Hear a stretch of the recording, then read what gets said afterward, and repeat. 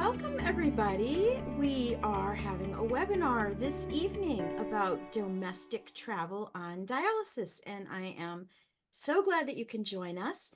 We're excited about this topic. It always makes people really happy. Travel is one of the joys of life, and, those of us who like it really, really like it. And this is our chance to address something that is a challenge for a lot of folks, and that is figuring out the logistics of hitting the road in whatever way with a PD, cycler or manual, actually. It doesn't have to be a PD machine, but with PD or home hemo. So we will cover both, and we have guests that have done travel with all of the different options. And this sponsor for this webinar is Next Stage Medical. So we're going to start by going around and doing introductions, and I'm going to start with Richard, and Richard can tell us a little bit about him and which treatment options he's done and where he's traveled to domestically. And then we'll get some travel stories, and we're going to talk about the best things about travel, some snags that folks have dealt with successfully, tips and tricks, and then some resources that our guests have found useful. So, Richard, tell us about you. Great. Good afternoon, everybody. My name's Richard Amato. I am 50 years old. I currently live in El Paso, Texas. I've actually been doing dialysis was doing dialysis for the last 7 years. I did in-center for about 3 years. I did peritoneal dialysis for 6 months. And then I did the rest of my time doing home hemo. And now I've been transplanted. You have covered the entire waterfront of I treatment have options. covered it all. Yes, I have. That is pretty great. And thank you for sharing that. I forgot to introduce myself. I'm your host. I'm Dory Chattel. I run Medical Education Institute. And I am not on dialysis, but I will just facilitate the discussion. I'm going to talk the least because I have the least to say on this topic. Okay, so hi everybody who's watching us in Facebook land or on the Zoom. I'm Vanessa Evans. I'm a 28-year dialysis patient. So 8 of those years I was in center, and the other like 19 I've been home, and I do home hemodialysis. I'm also the director of advocacy for Fresenius, but I've done a lot of travel. And I'm excited to be with you guys today and talk about tips and tricks and favorite places and living life while also doing dialysis. So thanks for having me, Dory and Jen. So happy to have you. Rashonda, tell us a little bit about you. Hi, everyone. So my name is Rashonda. I am a dialysis patient. I have been on dialysis for about 8.5 years. I'm still counting. I always close my eyes because I have to think of my daughter until I can count. So yeah, I've been on dialysis almost 9 years. I've done a little bit of in-center. I did PD, and I am currently a home hemo solo patient. So you're one option behind Richard. Yeah. Yeah. But you'll catch up. We have faith in you. All right, excellent. Jen, how about you? Hi, I'm Jen. I'm program director at MEI. Before that, I was a home training nurse for 10 years. I worked in mostly home hemo and PD. I did a little bit of in-center nursing too. I also had my grandma and my dad on home dialysis, so it became a family thing as well. This is Jesse Rodriguez. I'm in Chicago, Illinois. I'm 63 years old. I've been doing PD for about a little bit more than 6 years. I never did in center. It's always been PD at home. And I do travel quite a bit internationally, but a lot domestically as well. So I'm eager to share my experiences. We are eager to hear them. So let's start, and anybody can jump in and just sort of raise your hand if you want to add to something, but tell us the best thing that you found about travel. What is it that you like about travel? That I can do it. Right? Like that I can do it. And the first time I traveled without my machine, I quickly realized the benefit of having it. And it was really just because it freed me to kind of schedule things around my treatment, right? So when I didn't have my machine, I was given a chair time. Oh, and then you had to work around And I that. had to work around it, and you can't control it. And sometimes you don't even know it until you get there. And they just let you know what they have available. And mine so happened to be in one of the busiest centers, and it was like 8 p.m. Oh, And I had to do a 4-hour treatment at 8 p.m. And I was like, Oh, and I was like, I'm never doing this again. And that was the last time. And from that point on, I started bringing my machine with me, and it just gave me more freedom, right, on my vacation, which is what I love about it the most. right. Yeah, and I have heard stories of people not able to get a chair anywhere near where they're staying. And so you end up spending a lot of time on a vacation going back and forth, maybe 45 minutes or an hour to Right. get to a clinic to get a chair time.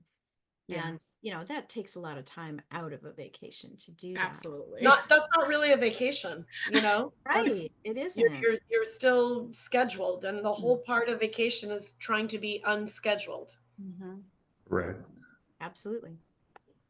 Richard, how I, about you? I really enjoyed traveling with my machine, especially the first time that I traveled with my machine. It was great because, like Rashonda was saying, you didn't have a chair time. And you know what? I was one of those patients that would call the clinic early in the morning. Once they opened, I'd be calling them, hey, do you guys have a cancellation by any chance? My wife's like, yeah, hey, go to sleep, get some rest, leave them alone. They'll call you if they have it. And I'm like, no, it's because I want to get in as soon as possible so we can be free, and I could get my dialysis out of the way. And she's like, oh my God, if I was them, I would block your number or something. You're a pain. And I'm like, well, I'm sorry, but that's me, because I want to get it out of the way. And when I tell you, I did my first treatment, I did my treatment around my schedule, around what I was there to do. And that was the best feeling ever, that I didn't have to worry about what time I was going to do my dialysis or what. I could do it at my own time. And like I tell you, I usually do my dialysis at 4 in the morning, get that out of the way, and I had the energy to be out and running around, running around the parks or whatever it was that we were gonna do that day. I had the energy to do it. Did you Unlike, sleep through them? no, Or you no, said you got up at 4 a.m. and stayed awake. That's I impressive. yes, I would go to work at 4 in the morning. So I did that for over 25 years. So Oh, you're I've used to always that. been an early bird. So it was just something that my body was used to, waking up early in the morning and just doing my treatment, getting it out of the way. Right. I tell you that. So I was used to, when I was in center, I was used to going to dialysis, getting out and going to sleep. And then when I went to do home dialysis, home hemo, I would do dialysis and I would go out and do stuff that I like to do. I wouldn't go to sleep, so my Monday, Wednesdays, and Fridays when I was in center, my days were shot. Um, and then, everything changed once I went to home dialysis. It was like day and night. Energy. Like I tell you, my neighbors around here, I live in an older neighborhood. It's like a farming community, and my neighbors are like, Richard, man, her wives say, why can't you be like Richard? And I'm like, I'm sorry, I'm all over the place. I'm bouncing, I'm out there cutting my grass and just doing stuff. And he's like, Richard's on dialysis. You guys are perfectly fine. And he does more than you guys, but it's not that I'm trying to make him look bad, but it's just me, the energy that I have, um, and yeah, so that's one So thing that I much, like about doing home dialysis. so Way much to of be. life is about having the energy to do the things you want to do. Yes, it That is. just makes such a big difference. Yeah, and dialysis, it affects everybody around you. It just doesn't affect the patient. It affects your family, your friends, and the lifestyle that you live. especially traveling. Traveling is something that we all like to do. And when you have the freedom to go and do that, it just makes life a whole lot better. Yeah, you can be included, right? Like when you can be Yeah. included. I think that's Yeah, the, it's yeah. just like you're going out and you're just like a normal person, even though you're going through end-stage renal disease, you're still out there doing normal things that everybody is used to doing. And a lot of patients, you know, Dory, especially in the beginning, are worried about how do I get ready to travel? What are the first steps that I need to do? Where am I going? What am I doing? And, you know, even when we were practicing, I was saying, you know, when you get ready to travel, you need to be organized, you need to be prepared, you need to work with your care team so that they can put in the prescription. And Jen, I'm sure you can talk to that from the clinical aspect. But I guess one thing that I like to tell patients a lot is, you know, the first time you travel, it doesn't have to be on an airplane. It can literally be across the street at a friend's house, because Yep. everything that you need to take with you to do a treatment somewhere else on a plane or wherever, you need to take it across town or across the street. And so it's really important to do like a practice run, and just think about, what do I need to bring? You know, how much space do I need? Who am I contacting? Am I sending things in advance? And have a checklist to kind of go through and think about that, because it is sometimes intimidating when it's your first trip, and then you kind of get over that. You're like, oh, okay, check, I can do that. But I'm interested kind of like in the panelists and Jen from a clinical aspect, like how did you prepare your, you know, your patients that trained for home, and I'm just wondering how the patients felt on their first trip. I'll jump in. So I used checklists. I also had checklists that other patients had made. You know, patients, I'm not sure if you guys have ever made your own set of instructions or retaught a nurse a way of teaching something that they hadn't thought of it before. But I had patients frequently give me their travel lists, and I would work off of them because a lot of times they produced better content than I did, and that was amazing. The other thing I learned from a PD nurse who had had 40 years of experience, and she was the one who trained me, is she said, every time you use something, put 2 of them in the box for the week prior to travel. And she's like, that way you have an heir and a spare to every single thing that you're going to need. So it was always take 1, put 2 in the box. And those were the two ways that I used to make lists. I love the air and the spare. That's such a great little phrase. Great. Yeah, nurses do that too. We'll always put a spare in our pocket because, you know, if you only take 1, you're going to drop it. It's going to become contaminated. That's just the way the universe works. So always have the spare. Well, I never had a checklist, guys. And I know I've heard everybody say about checklists and all that. But you know what I used to do? I used to set up my suitcase or whatever I had, and I would pretend like I'm going to do a treatment. And I would get all my stuff ready, and I'd get these little baggies, like those little Ziploc bags, and I put like my gauze and my tape and my syringes and stuff like that. And just like if I was going to do a treatment. And that's the way I would do it.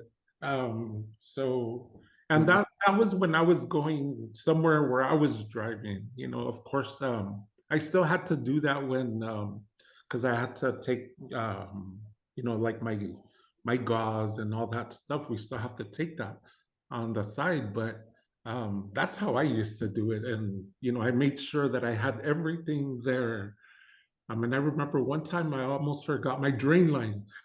Because you know I don't use drain lines here at home, Right. and I practically almost walked out the door, and I'm like, oh my god, my drain lines, and that's why you should have a checklist. But, like, man, I'm so glad. But just a quick story, and I don't want to take all the time here, but one time, this was like the first time that we went to California. And I shipped my supplies. The only thing I did not do is I didn't call the hotel and let them know that I was getting a shipment. that was going to arrive there. And we were staying there about a week. So it was quite a bit of boxes. And so they delivered this, all my supplies, like that week, they send them. And I get to the hotel and they're like, no, we don't have no supplies for you. And I'm like, well, and I call next stage and they're like, sir, we delivered them and we delivered them. And I'm like, well, so I go back downstairs and I tell the concierge there that, you know, my supplies are here. They have evidence that they got delivered on this day. So happens that my supplies were delivered to the custodial department. So since they just look like a bunch of boxes, they thought that On it a was pallet. part of the, yeah, it was on a pallet and they delivered it to the custodial staff. And the custodial staff was off that day. We couldn't find it and they couldn't find it and I couldn't do a treatment. Good thing that I had done a treatment prior and I was able to go, you know, 2 days without till they came back. And apparently they did not have access into the custodial where they had their supplies. But I was like so nervous, I was freaking out. Well, but there's a lesson learned there, right? Yes, So a yes, couple of things. So one is I always tell patients if you are shipping your supplies, you want to do it ahead of the time that you arrive. And Mhm. not by a lot because then they can get kind of lost, etc. But if yes. they can arrive even 1 or 2 days is good, 2 or 3 days before you arrive, then you can call the hotel or you can call your friend or your family member or wherever you're going and you can confirm, hey, did you get 6 boxes? Yes, I got 6 boxes. And then I take it a step further where I ask them to actually take a picture of the boxes. And the reason I do that is they might have 6 boxes of cartridges, right? And not 6 boxes of a couple of, pure Thank you. flow hanging bags and cartridges, etc. So having a picture allows me to visually confirm that the right boxes are there. And I will say that most of the time that I have traveled, people are very open to helping me, especially when I explain that I'm a patient and those are my life-saving medical supplies. And I just want to confirm that everything is there before I, get on the plane. So, you sometimes can learn the hard way. But if you can do that 2 or 3 days in advance, that is really helpful. And also, Next Stage has now, there is an email campaign that goes on with it that in other words, it will say your boxes are delivered and this is your destination and this is where you're going. So if you're not getting those emails, you want to call and make sure that your nurse has put in the prescription and everything is ready to go. So there is learning there, Richard, and I Yes, appreciate you sharing that story because that's how people learn to make good yeah, decisions when they travel. yeah. It was And a little scary there. And Let, I was let, just going to add to that too, just so people understand, like when you're having stuff delivered, whether it's to a hotel or a resort, check for fees because some hotels yeah, will charge you storage. yep. So if your boxes are going to arrive days before you, then you can sometimes get a storage fee. I've stayed at a few hotels and I have been charged storage fees for my boxes if they were there for over 24 hours. Because sometimes they keep them in like the mailing room, right? Like there's all different places where your boxes are going to end up, and there can be fees associated. So you want to ask when you're calling to make your reservations if there's going to be any fees associated with having your boxes delivered, just so you know. Another thing that I think to keep in mind, if you're traveling with your home hemo machine, right? That thing is a big machine. So if you're gonna Uber, you cannot do your traditional Uber, right? You can't just get in a small little car. You Right. have to get the Uber XL or the Uber X, right? You have to be able to make sure that you're prepared, or even a handicap van, right? Like, so something like that is going to be able to make sure that you can get all of your supplies. When I travel and there's a transfer involved, like if I'm going to go to a resort and I need a transfer, I let them know it's me and I have this giant machine. You can't take 6 other people with us, right? Because Right. they're thinking they're going to be able to pick me up along with 6 people, and that's not going to work. You're not So you gonna have to fit. communicate very well and make sure that people understand you and really try to give them a visual of what it is that you're doing and what you have so that they can plan accordingly. And most people are really accommodating. They make sure that you're comfortable, right? Especially when you're vacationing, because that's what people want to do. The other thing is I tip. I ain't saying you have to. I'm just saying it helps. It's a People good are usually, strategy. people are more I've helpful, right? heard that from a lot of folks that it's Yeah, good to have just like, when you tip them, they're more helpful. They're there to help you. They want to be of service, and if you tip them, they're showing back up. I have never been in a situation with my machine where I didn't hand a person a tip and they didn't come back to check on me. I've had people take my machine out of my box and put it up on the desk for me just because they're helping me that much. So you'll be surprised, what people will do when you let them know. And then they're like, you're doing what? I'm like, oh yeah, I'm doing dialysis treatment. They're like, whoa, so now they're just like, that's amazing. So I've been very fortunate. And then the last thing I want to mention was one of the things that I do, I keep, I guess, kind of like a go bag. Not that I'm traveling all the time, but I feel like it's always packed. So I use the over the door shoe racks, I put all my stuff in there so that when I travel, I can just hang it and I can work out of it. So even if there's no desk or there's no table, it's kind of like I always have like this unfoldable table. And it has all of my syringes, it has my gauze, it has everything. It even keeps my blood pressure cuff in it. Like it's the extra wide, so it's very big. So I can even roll up chucks. I can put everything in there. So I keep that rolled up and then I secure it with my what do you call it? The oh my goodness. Your tourniquet? My tourniquet. Yeah, so I secure thank you. I secure it with two Sounds tourniquets. like I know. I secure it with two tourniquets, so I always have my tourniquets, right? And it stays closed, and I just throw that in my suitcase, and I just always keep it refilled. So that's something that I do, and then I don't have to do as much on my checklist because it's always there, but it does help me a ton. all right, I want to make sure that Jesse has a chance to talk because I know. we haven't heard from him in a while. So Yeah, so I was going to talk about my experience in doing PD. I mean, the thing that I like about that is that you do have several options depending on the trip that you take, the destination, and also the amount of time that you're going to spend there. So I basically have a general rule. If it's 2 or 3 days, then I will basically do the manuals and just take them with me. If it's going to be a longer trip, then I will take the machine and then have all of the boxes shipped to wherever I'm going to be. I think the key thing to remember is to give yourself as much advance preparation as possible. I was going to ask you, how far ahead do you order those boxes to be shipped? Well, I would say at least 3 weeks, 2 weeks. If I would say no sooner than 2 from your arrival, just so that there's no error, and also, as it was mentioned earlier, to give it enough time so that it's there and you can check on it.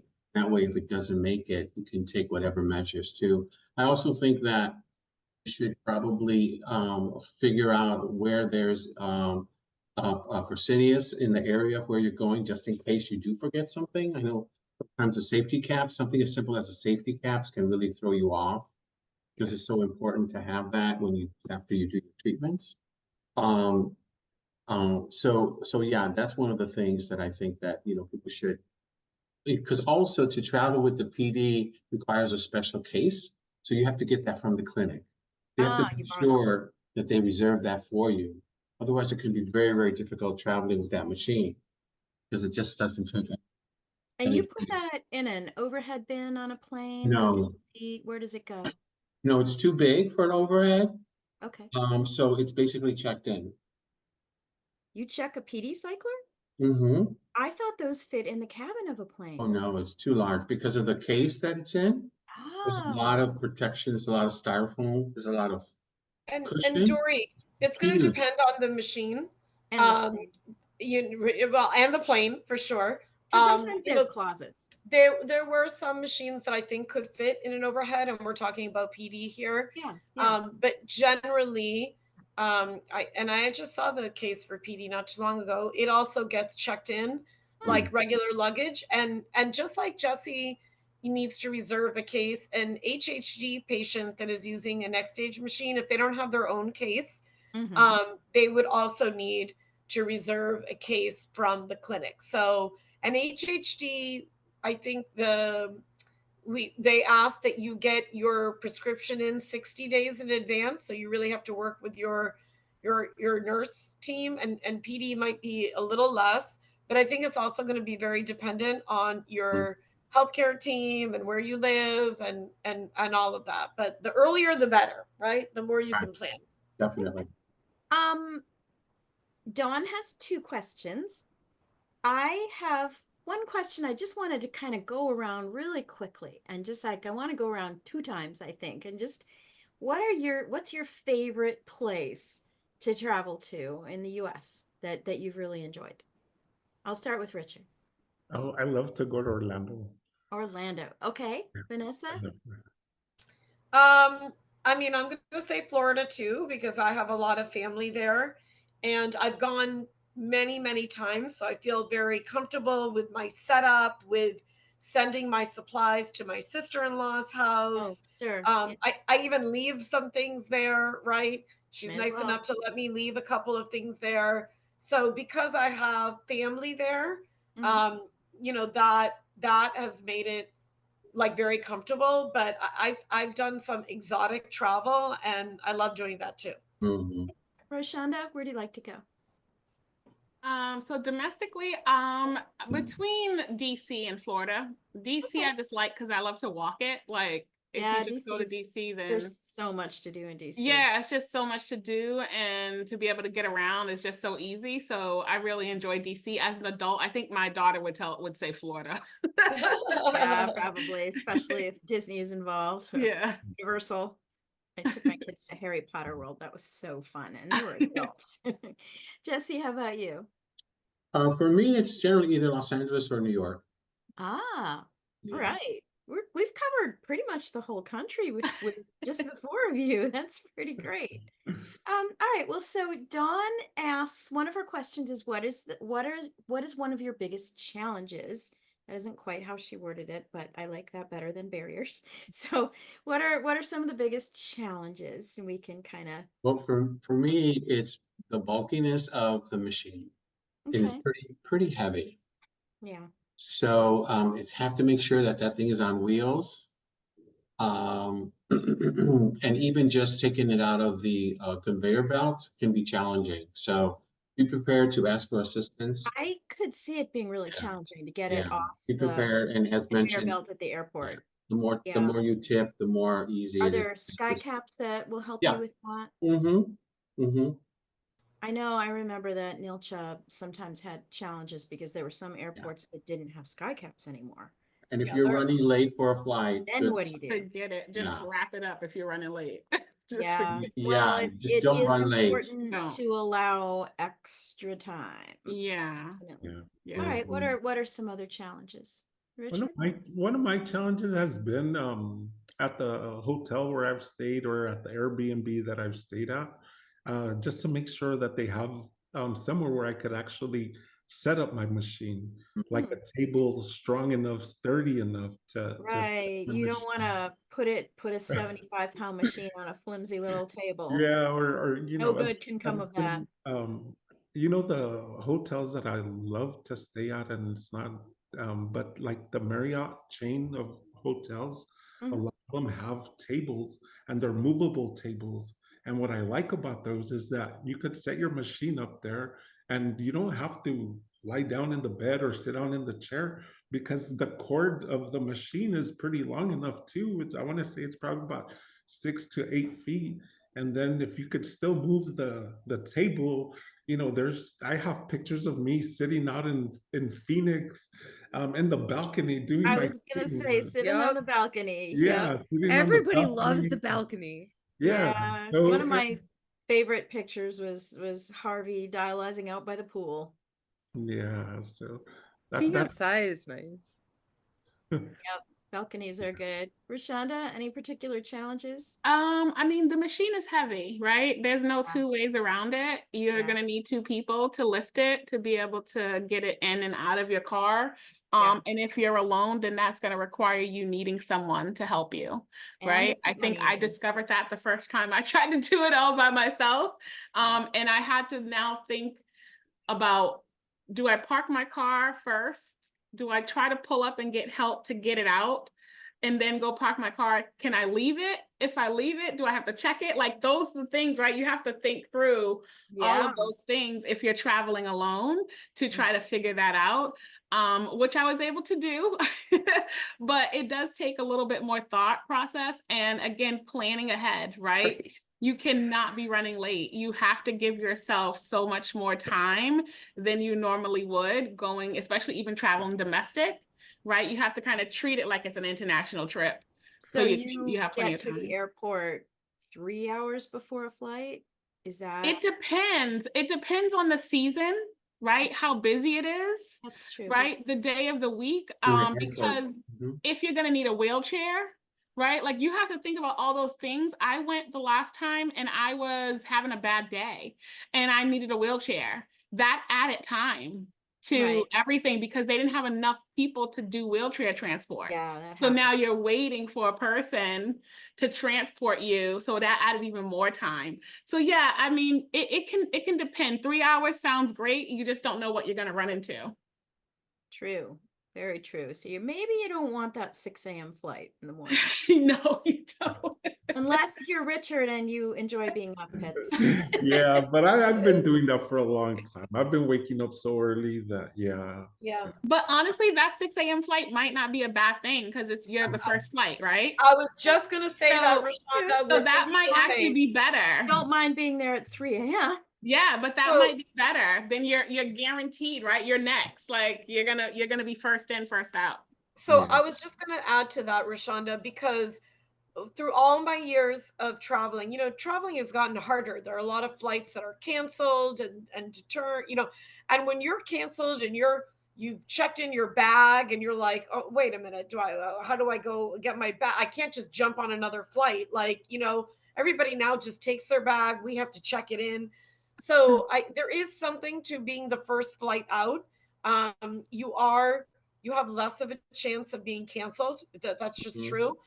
It also helps with if you get there early in terms of being helped with if you need a wheelchair or things like that. And I think Rashonda brings up a really good point.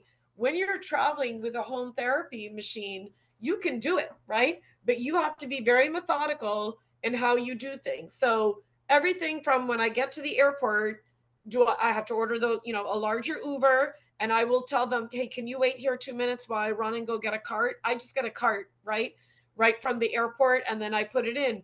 But there are all these little planning things that you have to think about that you're doing, and it is doable, but you have to be organized and think about how you're going to do the next step, especially if you're traveling alone, because it is usually a two-person lift. So you're just thinking about like how somebody can help you.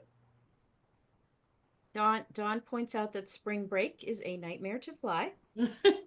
And Christopher Rivera wants to know how to get the cases for the Next Stage machine. So not every clinic has them. Yeah, every center is different. I mean, Yeah. most centers have them and you have to request it, right? So it has to be available, but you can also purchase one. I mean, there's that.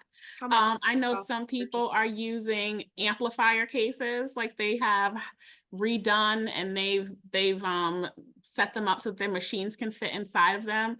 So people come up with all kind of things to try to do it as safe. My center is really good. They always have a case for me to be able to borrow. So I'm fortunate to be able to do that. But yeah, you can check with your center. That's the safest way. You want the machine to work, right? Like when it gets there, it needs to be in one piece. So you want it to travel as safe as possible. So I would start with your center. And the case plus the machine has to stay under 99 pounds. It does. It's like You need 89 or 90 pounds. Wheels, ideally. Yeah, but that adds the weight. So just to answer Christopher's question, so you can do what Rashonda said, which is you can ask your clinic if there's a case that you can borrow. And you should know that there's two cases. There is a soft case that does have wheels and a handle, and you're going to use that case not for airline travel. You're Right. going to use that For case if trips. you're right for a trip Yep. in the car to the neighbor across town, to roll it, that way. If you are going on an airline flight, you need the hard case. The hard case, so there's two different cases that we're talking about. Both of those cases may be available with your clinic, so you would have to ask. The other thing is you can call customer service through Next Stage, and you can ask that you're interested in purchasing either the hard case for airline travel or the soft case. And you can see if that's something that makes sense, because you have to see if the cost makes sense, right, for the amount of travel that you're going to do. Probably best to ask the clinic first, and borrow it, and then you can decide. But you can purchase both cases. It might also be possible to borrow a case from somebody else who did buy one and isn't using it at the moment. So, Yep. with our Facebook group is 7,700 people. There are people all over the world, mostly in the US. But folks do end up loaning each other things on occasion, and that might be possible. Now, obviously, if you break it, you buy it, but that might be another option to borrow one. Yeah. Be So, creative. yeah, and we've talked a little bit about tips and tricks. We can talk about tips and tricks or snags that have happened that you have dealt with successfully. Either one of those things are good to cover. So I'm going to tell you about a snag that turned into a tip. So when I travel, and I travel with a hard case on the airline, I noticed that one time when I got my machine to the hotel and I was taking it out, it was because TSA will open your luggage, right? And they will look to check that everything is good, and they're not sure how to put it back in. And so they kind of just shimmied the machine back into the case. And it was really hard for me to take the machine actually out of the case. So from that experience, I learned that I need to label. And so now I do have my own case, so I can write on it. And so I have labeled the case like front, back, side. And I also put little sticky notes literally on the machine that say, this is a life-saving medical dialysis machine. Please line up. And I put little post-it notes like front, back. So, and that seems to have helped because I haven't had that problem. And I also put an Apple AirTag on the machine. I kind of wrap it around. Mention the Apple AirTags. We have those in our cars, our campers, all of our suitcases, because it's our wallets, they're just useful. But for a machine, when sometimes large things come off of planes and they go to a separate, larger luggage section and you don't necessarily know where it is, or you connected and your cargo didn't make it to the next stop, and you can say, all right, that's in Detroit, I need it to be on the next plane to here. I think AirTags are amazing. And they're not it's kind of a game expensive. changer, right? It It's kind of really a is. game changer. Like your luggage is left behind, or it's, and don't get scared, by the way, because sometimes your luggage is on the plane and it will say it's left behind because it just doesn't connect. There's a right? lag. There's like a lag, yeah, but then it could be there when you land. But I think putting those notes in for me, and adding the little AirTag has really helped just kind of smooth the process, and being able to not have the machine kind of jammed in the case, which sometimes could just happen. Any other? So for me, I think a tip I think is, if you have the hard case, it is also doubled as a table. So like Richard was mentioning, when you go into certain places, they don't have a table. You take that machine out of there and you can set it right on top. It's beautiful. It's sturdy. It can hold everything right on top of it. So I have used that on a number of occasions when you're in that hotel with a tiny little table and you're like, what am I supposed to do?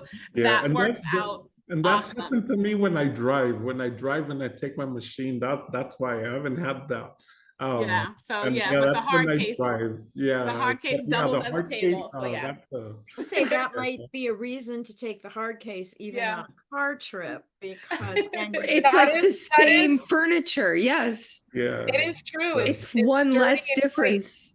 Mhm. Yeah. So one time Nice. we went last year we went up to San Jose, and coming back I got to the airport, and the person at the airport tells me, hey, you know what, there's a flight leaving right now, and you'll get to your destination, like an hour sooner. So I was like, all right, I'll take but it. will all your stuff. Yeah, no. They said, no, we'll take it. You just go to this gate. I had just had my gallbladder removed, and my surgery hadn't gone like it should have.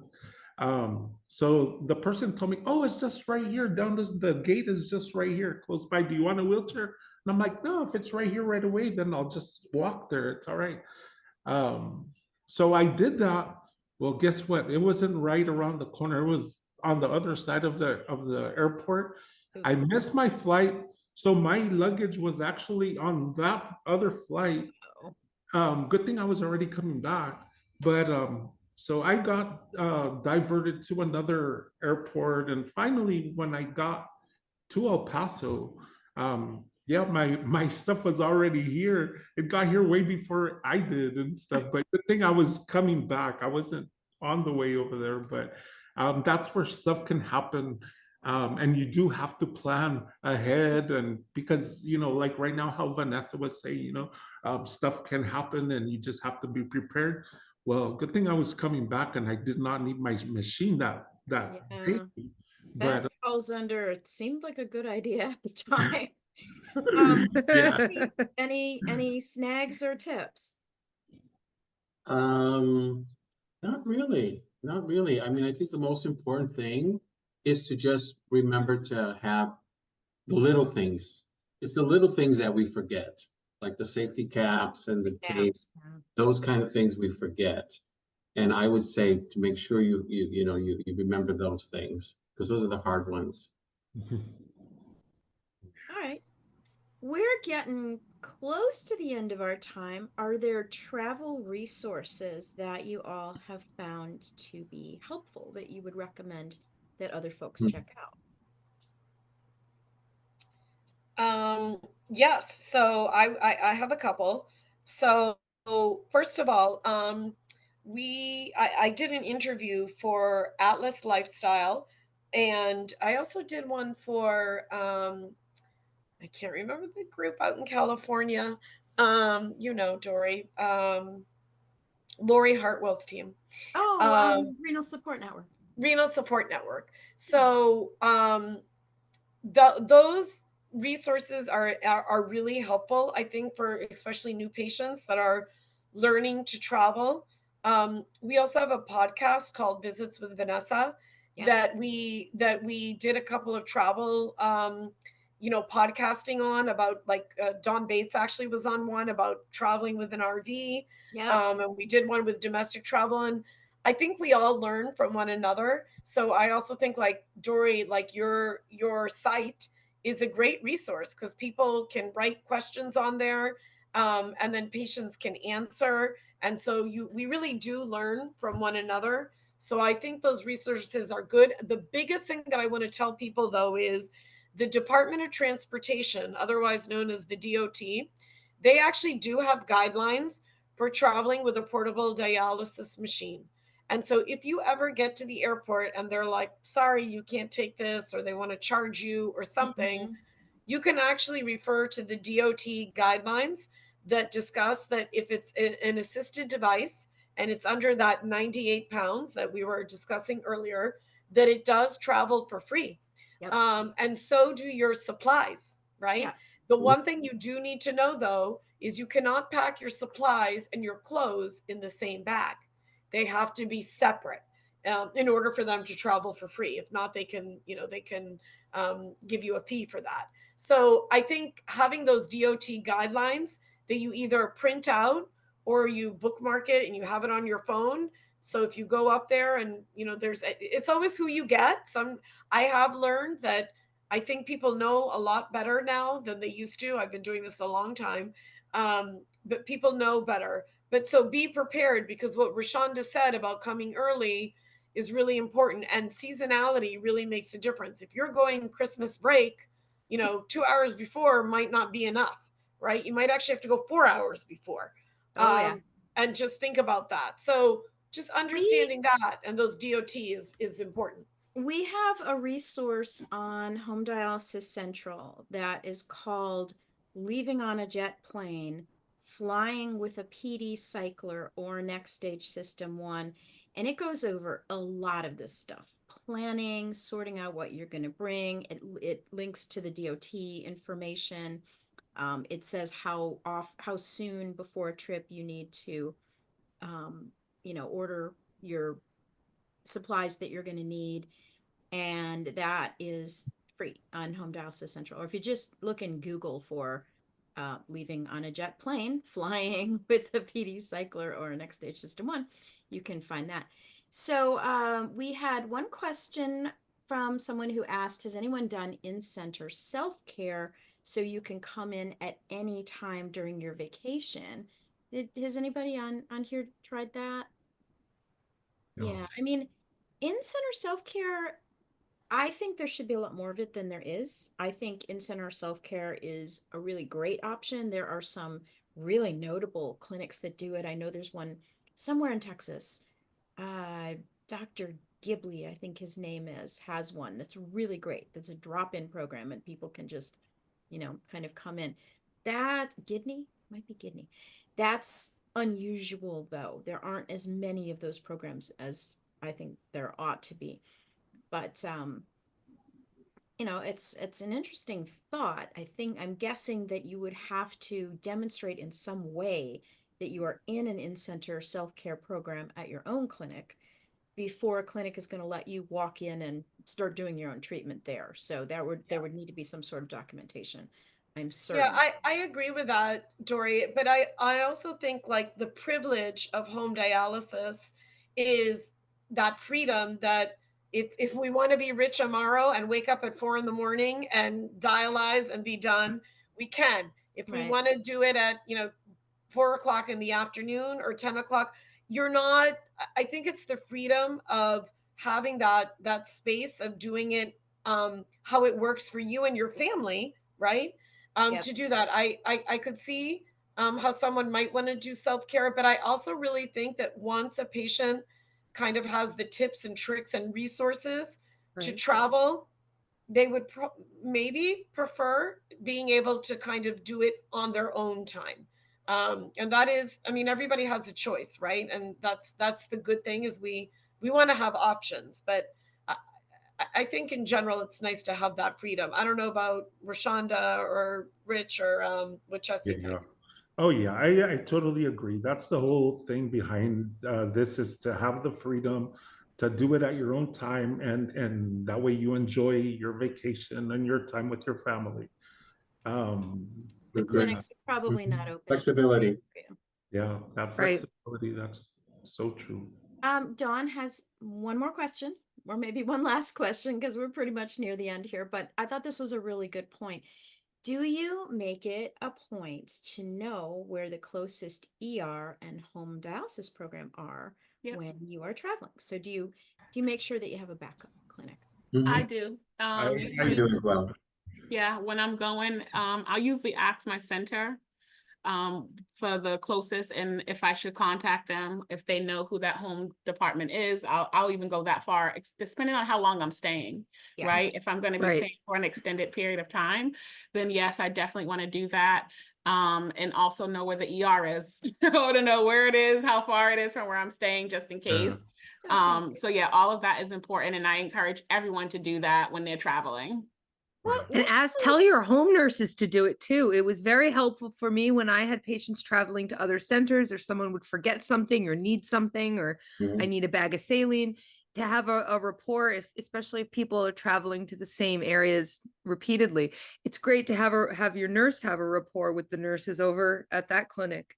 Yeah. And there's reciprocity that we like to try to maintain in home therapies. It's a Nice. great point, Jen. Yep. Yep. and I had something in my head and it flew right out. Flew away, huh? Oh well. All right. Well, hopefully this has been helpful for folks. We appreciate NextAge sponsoring this webinar so that we can share more information about life with dialysis and travel, because travel is a joy. You know, Take a trip. I Yeah. know, but I was going to ask you all, what is the longest trip you've taken? 2 weeks. 2 Yeah, weeks? I'm That's a good I'm trip. about 2 weeks. I think mine says Yeah. 2 weeks. Okay. Mhm. Jesse? Yeah, when I went to Cuba for 2 weeks. Yeah. Okay. Mhm. Vanessa? I would say about the same. I think usually like 7 to 10 days, right? Yeah. Something like that. 2 weeks is about the longest I've ever gone Yeah. anywhere. It's, it's kind of tough to get time off to go for longer than 2 weeks, but you really feel like you've been on vacation when you go anywhere for 2 weeks. It's nice when you get the weekend and the weekend, right? Like the 2 weekends. That's a nice Yeah. long vacation. Yeah. You Yeah. come back and you still need another vacation. Yes. Vacation from You the need a vacation. vacation from your vacation, then you know you did it right. Yes, Right. that is so true. But I just want to encourage, if you're on dialysis or on home dialysis and you haven't traveled, I just want to encourage people to go out and try it. Yeah. Like we said at the beginning, you don't have to go that far, just try it out. And you're gonna see the difference, that how you're gonna get more brave, and you're gonna want to travel further and stuff like that. And I really think It's that's gonna make a big difference in your quality of life too. it's It's gonna worth open up it. your Take the world. trip. It's worth it. Take the trip. Yeah, just do it. Just do it. Here we In the go. words of Nike. Right. Yeah. Exactly. All right, I'm going to try this thing that we've done on other webinars, and it works because we love doing these webinars. Let's see. Yes. Yep.